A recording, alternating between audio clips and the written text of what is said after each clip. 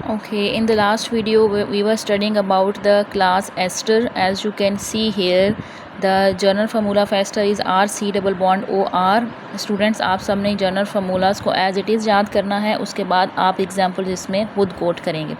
अब आपने आर की जगह पे चेंज कर दिया, अल्काइल ग्रुप आपने ले लिया मिथाइल, सी डबल बॉन्ड और ओ, ये पूरा आपका आ जाएगा आपके जनरल फार्मूला से एज इट इज़ आप इसमें ये कोट करेंगे। और उसके बाद फिर से आर है तो आर जो आपने पहले मिथाइल लिया है वही आप यहाँ पे आगे पुट कर देंगे। Next we have the class aldehyde, R C double bond O H, ये पूरा C double bond O H आपको एल्डिहाइड रिप्रेजेंट कर रहा है। अब आपने एग्जांपल बनानी है तो आर आप चेंज कर दें, आपने मिथाइल लिया, बाकी as it is C double bond O H आपका एल्डिहाइड को रिप्रेजेंट कर रहे हैं। अगर आपने कार्बन चेंज करना है, एक और एग्जांपल बनानी है, तो आपने यहाँ पे कार्बन 1 लिया है, आगे आप कार्बन 2 के साथ इस एल्डिहाइड को बना सकते हैं। Next class we have ketone, R C double bond O R, ये आपका जनरल फार्मूला है कीटोन का।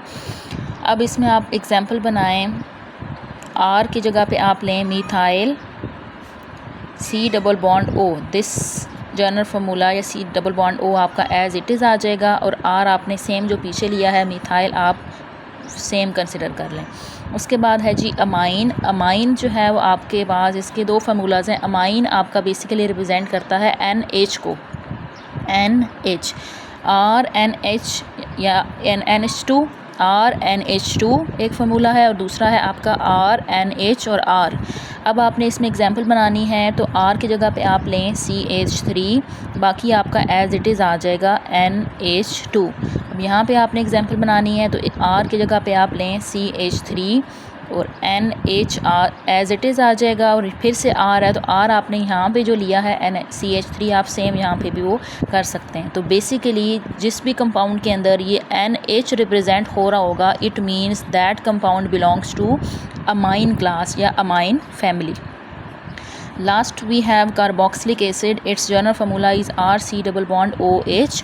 आप R की जगह पे लें मिथाइल यानी कि CH3, फिर सेम आप सी डबल बॉन्ड O और OH, ये आपका पूरा का पूरा जो ग्रुप है ये कार्बोक्सिलिक एसिड को रिप्रेजेंट करता है। आपने एग्जांपल में सिर्फ जहाँ पे R मेंशन होगा आपने R की जगह पे कोई अल्काइल ग्रुप लगाना होता है, तो बाकी आपका फार्मूला एज इट इज़ आएगा। ये आपका बन गया है अब मिथाइल कार्बोक्सिलिक एसिड। अब CH3 आपने एक कार्बन वाला कंसिडर किया है एग्जांपल, अगर आपने कार्बन 2 वाली 2 कार्बन की आपने लेनी है तो 2 कार्बन आप पुट करें और इसके साथ आगे एज इट इज़ जो आपका जनरल फार्मूला है वो आप पुट कर दें। अब यहाँ पे आप कार्बन की बैलेंसेस पूरी करें। This carbon has one bond, it needs 3 more, so we will put 3 hydrogens here.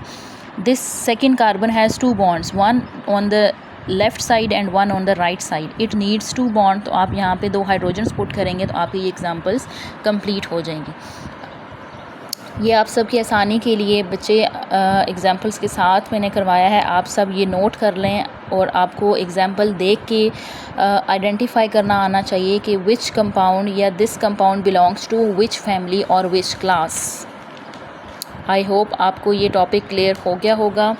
आप जनरल फार्मूलाज आप याद करें और उसमें से फंक्शनल ग्रुप लेना बिल्कुल भी मुश्किल बात नहीं है। बस जनरल फार्मूलाज के साथ जो आर है वो आपने रिमूव कर देने हैं, तो जो मिड वन होगा वो आपका फंक्शनल ग्रुप आ जाता है। तो बेसिकली आपको जनरल फार्मूलाज और विद एग्जांपल्स के साथ ये टॉपिक क्लियर होना चाहिए।